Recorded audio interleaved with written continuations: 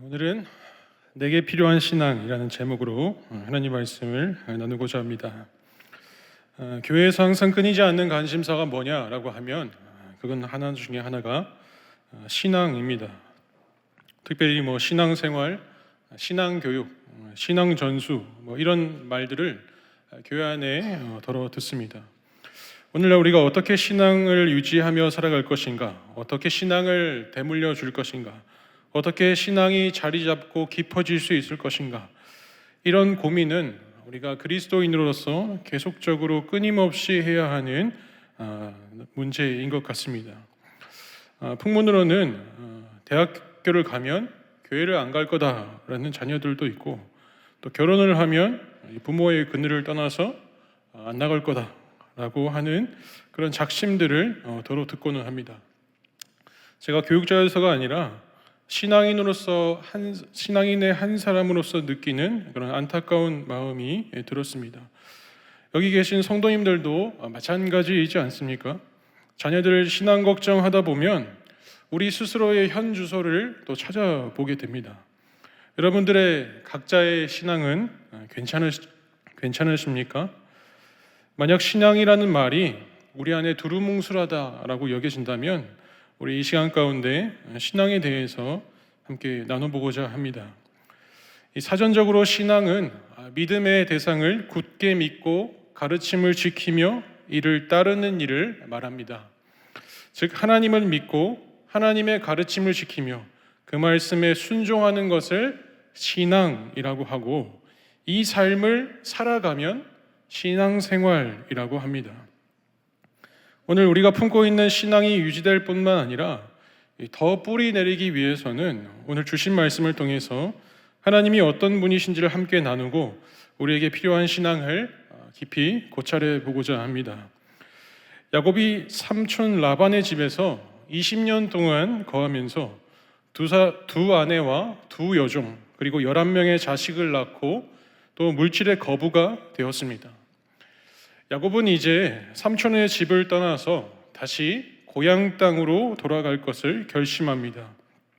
야곱이 그토록 만나고 싶어 하던 부모님이 그 고향 땅에 있기도 하지만 무엇보다도 야곱이 해결해야 할 것은 자기가 속였던 형 에서와의 관계였습니다. 이제 화해를 할 때가 온 거죠. 야곱은 먼저 사자를 보내어서 형의 마음을 누그러뜨릴 수 있는 계획을 세웁니다. 그런데 먼저 갔던 사자들이 돌아와서 보고를 하죠. 그 보고가 에서가 400명의 장정들을 데리고 야곱이 있는 쪽으로 오고 있다라고 보고를 합니다. 이 소식을 듣자 야곱이 심히 두려움에 떨게 되었고 하나님께 건져달라고, 구원해달라고 간절히 기도를 합니다. 하지만 이 형에 대한 두려움을 떨쳐버리지 못하여서 복잡한 마음의 야곱은 혹시 모를 공격을 대비합니다. 그리고 그 가운데에서도 형의 마음을 진정시킬 수 있는 방법을 모색합니다. 야곱은 형에게 줄 예물을 준비하죠. 근데 그 양이 어마어마했습니다. 간략하게 말하면 염소와 양과 낙타와 소와 나귀를 다 합쳐서 550마리가 되었습니다. 이 550마리의 가축을 3대 이상으로 나누어 놓고 어느 정도의 시간 간격을 두고 나서 순차적으로 첫 번째 때를 보내고, 그리고 잠시 있다가 두 번째 때를 보내고, 그리고 잠시 있다가 세 번째 때를 보냅니다. 그리고 각 때에 속한 종이 에서를 만났을 때 에서가 이 가축들이 뭐냐라고 물으면 당신의 종 야곱의 것인데 야곱의 주인이신 에서에게 보내는 선물입니다. 그리고 야곱도 우리 뒤에 있습니다. 이렇게 말하라고 야곱이 이 첫 번째, 두 번째, 세 번째 가는 사람들에게 똑같이 교육을 시켰습니다. 야곱은 나름대로 철저한 계획을 세운 거죠. 세 때를 나눠서 줄줄이 시간 간격을 두고 선물을 보낸다면 20년 동안 품어왔던 형 에서의 그 분했던 마음이 풀릴 수 있지는 않을까, 이런 기대를 한 겁니다. 여러분들 선물 한 번씩 받아보시지 않았습니까? 저도 선물을 받아본 적이 있는데 이 생일 선물을 누군가로부터 한 개 받는 거, 요거는 감사하고 생일이니까 누가 줄 수 있는 그런 예상된 것이지 않습니까? 제가 생일이었을 때 제 지인들이 생일이라고 5만 원 정도 하는 이 프리미엄 뷔페에 들어가서 밥을 사주더라고요. 생일 선물로 밥을 사주겠다라고 해서 밥을 사줬는데 정말 고마웠습니다. 그리고 그 뷔페로 가서 또 뷔페를 먹고 차를 마시러 갔는데 서프라이즈로 제 얼굴이 그려진 케이크를 딱 이렇게 들고 와서 주문 제작으로 이렇게 딱 주더라고요. 더 고맙더라고요. 더 고마웠는데 거기다가 이게 끝이 아니다 이러면서 패딩을 딱 이렇게 선물로 주더라고요. 그러니까 고마움이 또 증폭됐습니다. 근데 그게 끝이 아니라 집에 가서 이제 또 패딩을 입어봤는데 그 주머니 안에 편지가 있더라고요. 편지를 또 읽었는데 이것 또한 감동이어서 더 좋더라고요. 여러분, 제가 이렇게 받은 선물과도 비교가 안 될 정도로 야곱은 어떻습니까? 수많은 가축들을 준비했기 때문에 돈으로 환산해도 아주 어마어마한 액수였기 때문에 에서가 첫 번째 때에서 선물을 받고 두 번째 때에서 선물을 받고 세 번째 때에서 또 선물을 받으면 혹시 이 응어리가 풀리고 용서를 해줄지 모른다라는 바람이 이 야곱의 계획 속에 분명히 담겨 있었습니다. 그렇게 야곱은 여러 때의 간격을 두고 보냅니다. 그리고 장막에 머물러 있다가 밤이 되어서 두 아내와 두 여종 그리고 11명의 자식들을 데리고 야복강을 건너가도록 합니다. 가족들과 소유들이 무사히 건널 수 있도록 맨 뒤에서 그들을 도왔습니다. 그리고 가족들이 다 건너간 뒤에 이제 야곱이 혼자 남게 되었는데 그때 야곱에게 특별한 사건이 발생하게 된 것이죠. 야곱 앞에 갑자기 한 사람이 나타났고 야곱은 그 사람과 밤이 새도록 맞서서 씨름을 합니다. 그런데 이 사람이 야곱을 이기지 못하자 허벅지 관절을 때려서 어긋나게 합니다. 그리고 떠나려는 찰나에 야곱이 끝까지 놓아주지 않고 내게 축복해달라고 요청을 합니다. 이 간절한 요청에 이 씨름하던 사람은 야곱의 이름을 묻고 더 이상 야곱이라 부르지 말고 이스라엘이라 부르라 라고 이스라엘이라는 새 이름을 주면서 축복을 해줍니다. 야곱에게 주어진 이 새 이름 이스라엘은 하나님과 그리고 사람과 겨루어서 이겼다라는 의미입니다. 이 말은 야곱이 하나님보다 강하였다라는 이 말이 아니라 간청하며 몸부림치는 그 야곱을 하나님께서 외면하지 않으시고 용납하셨다는 뜻입니다. 비록 야곱이 하나님을 인격적으로 만났고 원하는 축복을 받게 되었지만 그와 동시에 고통도 뒤따랐습니다. 하나님과 씨름하여서 허벅지 관절에 있는 둔부의 힘줄을 다쳐서 야곱은 절개되었습니다. 그리고 후대 이스라엘 사람들은 이 둔부의 힘줄을 먹지 않는다라고 기록하고 있는데 이들은 야곱의 사건을 잘 알고 있는 것이고 또한 하나님을 의지하겠다라는 신앙 정신을 계승하고 있다라고 봐도 과언이 아닙니다. 사랑하는 성도 여러분, 오늘 본문에서의 야곱은 여전히 이름대로 살아왔습니다. 야곱이라는 이름의 뜻을 다시 보면 뒤에 있는 자, 속여 넘어뜨리는 자, 발꿈치를 잡는 자라는 뜻을 갖고 있습니다. 야곱은 여전히 형에게 온전한 화해를 요청하기보다 인간적인 방법을 악착같이 쓰고자 했습니다. 선물 공세로 형의 마음을 잠시나마 돌리고 상황을 대충 넘기려고 하는 방법을 취했습니다. 하나님과 씨름할 때도 그랬습니다. 자신의 뜻을 이루기 위해서 발꿈치 잡는 자, 그 야곱의 이름대로 여전히 어김없이 똑같은 모습을 보여줬습니다.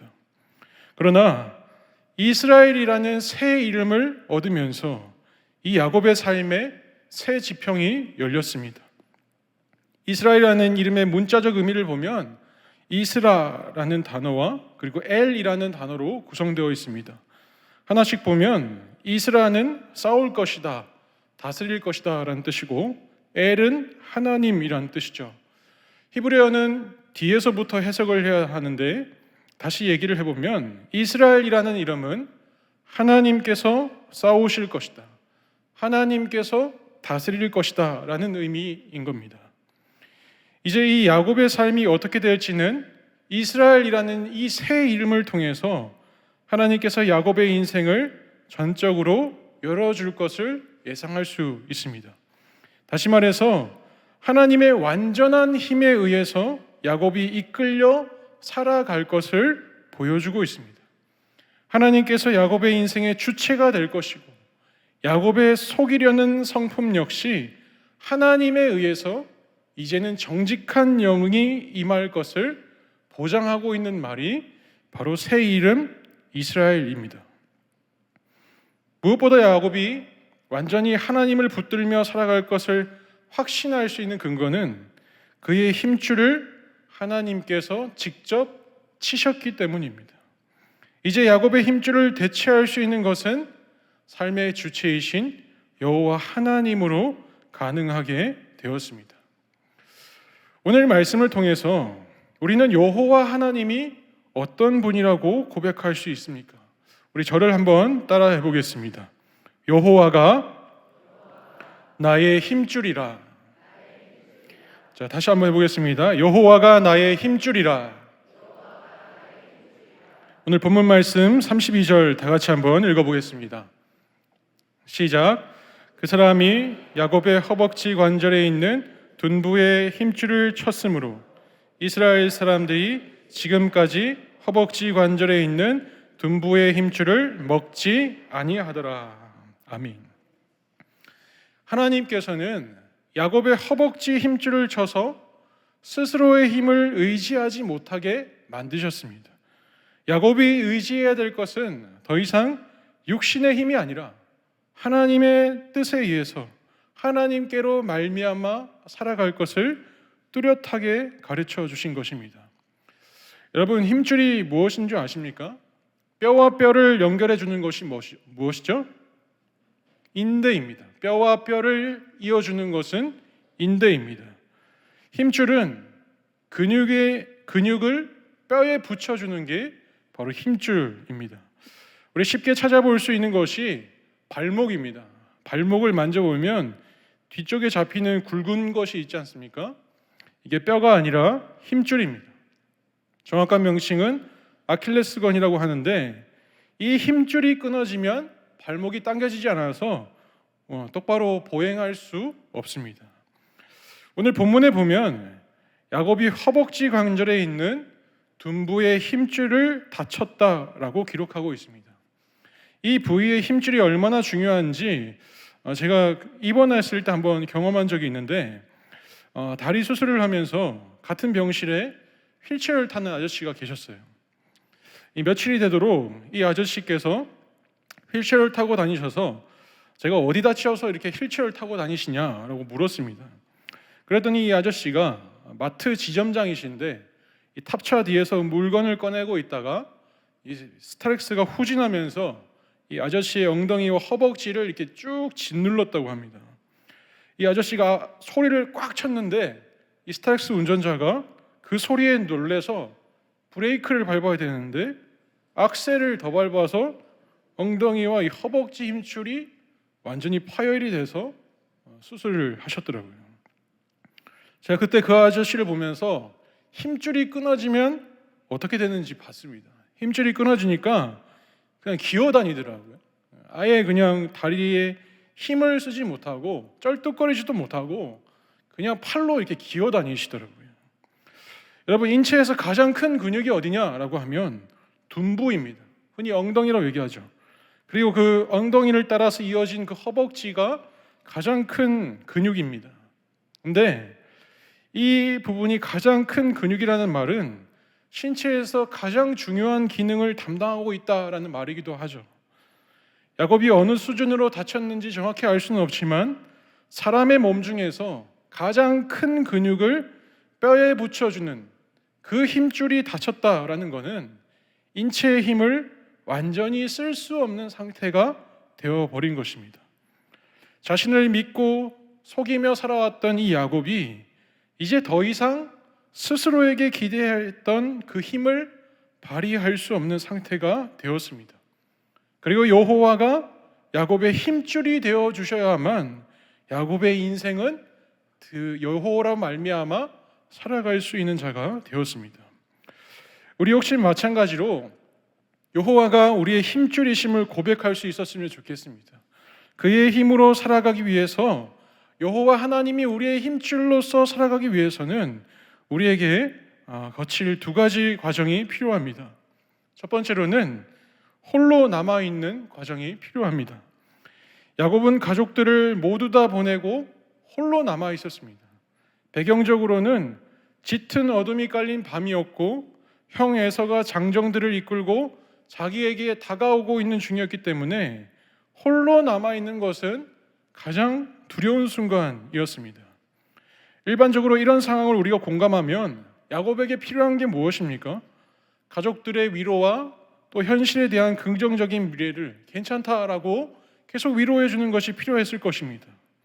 우리가 어려움을 경험했을 때를 떠올려 보면 정서적으로, 물리적으로 곁에 힘을 주는 사람이 있어야만 우리가 이 두려움을 극복하고 다시 인간답게 살아갈 수 있지 않습니까?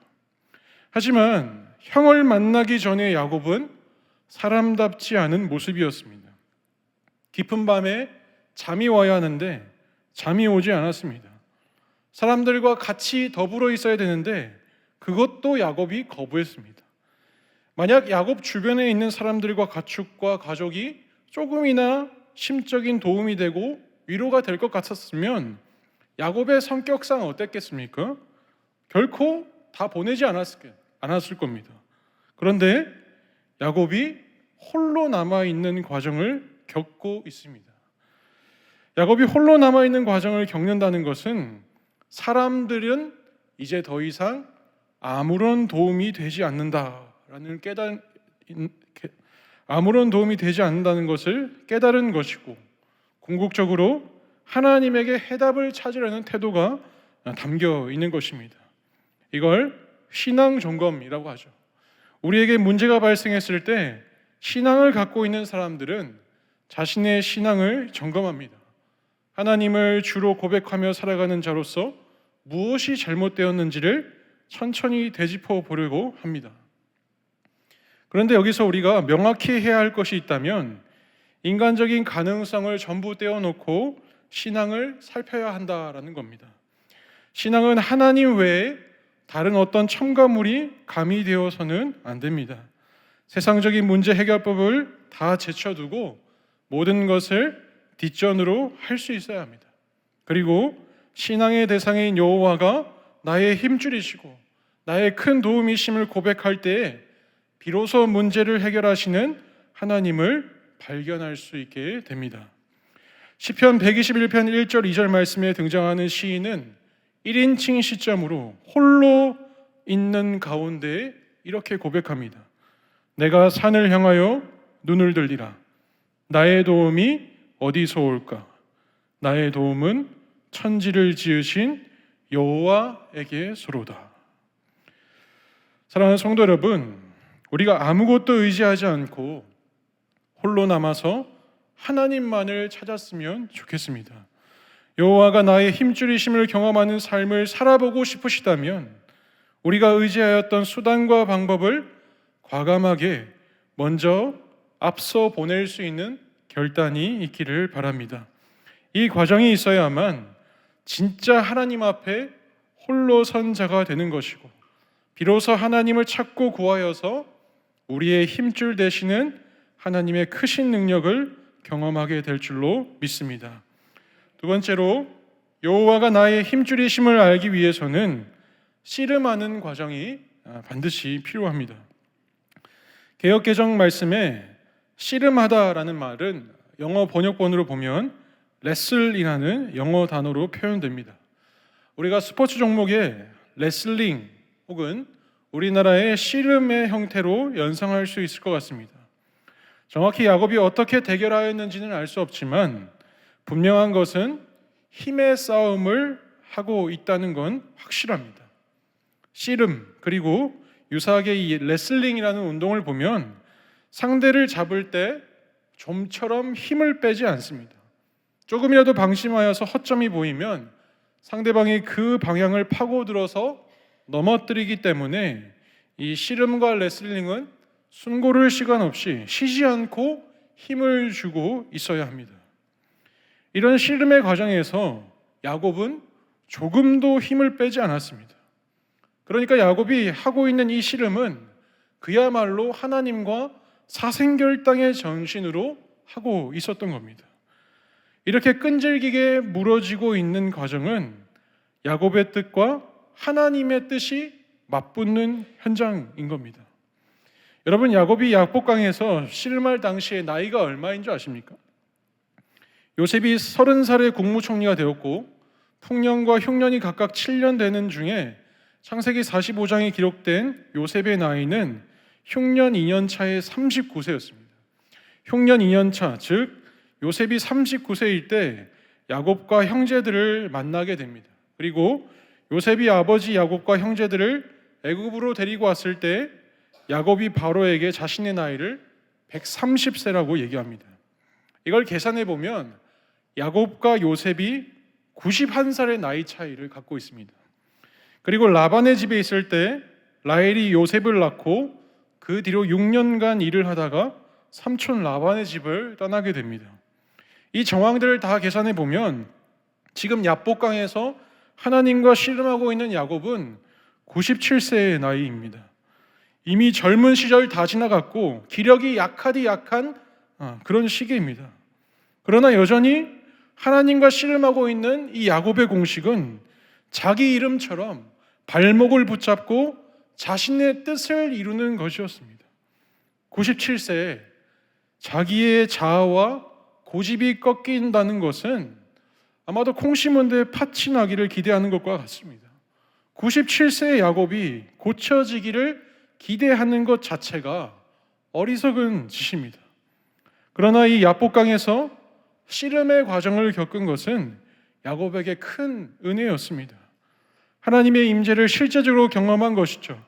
철저하게 자신이 원하는 모습으로 하나님이 움직여진 게 아니라 하나님에 의해서 사람이 바뀌는 것을 씨름을 통해 깨닫게 되었습니다.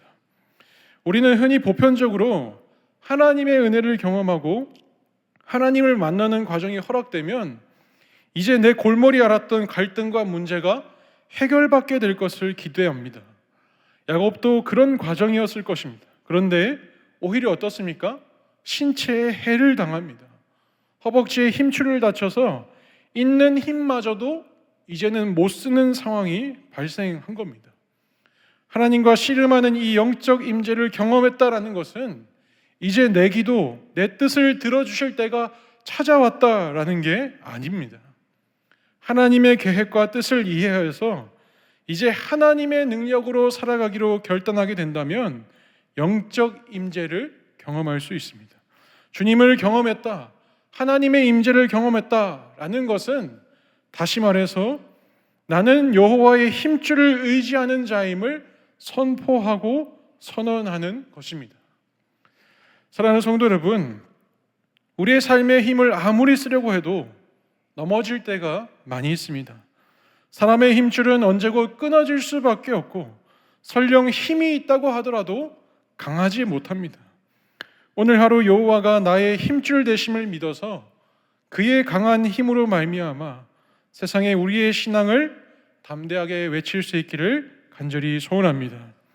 말씀을 마무리하겠습니다. 사랑하는 성도 여러분, 신앙은 하나님을 굳게 믿는 것이고 하나님의 가르침을 지키는 것이고 하나님을 따르는 것입니다. 그 여호와 하나님이 나의 힘줄이심을 고백할 때에 우리의 신앙은 더욱 깊어질 수 있고 뿌리 내릴 수 있습니다. 사람과 물질과 명예를 모두 앞서 보내고 홀로 남아있는 과정을 통해서 여호와가 나의 힘이심을 진정 깨달을 수 있습니다. 하나님과 씨름하는 과정을 통해서 나의 뜻을 내려놓고 큰 능력 대신 여호와의 힘줄을 의지하여서 하나님 뜻을 따라 살아갈 수 있는 저와 여러분이 되시기를 간절히 소원합니다. 기도하겠습니다. 사랑과 은혜가 충만하신 하나님 아버지, 오늘도 우리는 세상을 살아가는 데 있어서 우리 스스로의 힘줄을 의지하여 신앙생활을 하고자 하였습니다. 세상의 힘줄을 의지한 우리의 신앙을 마치 하나님을 의지하며 살아가는 것처럼 스스로를 속이며 살아왔습니다. 신앙을 더 깊이 뿌리내리지 못한 우리의 육신의 힘을 이 시간 가운데 꺾어 주시옵소서. 사람과 물질과 명예를 다 앞서 보내버리고 오직 하나님의 뜻을 따라 살아가는 결단이 우리 안에 불일 듯 일어나게 하여 주시옵소서. 거룩하신 예수 그리스도의 이름으로 기도드리옵나이다.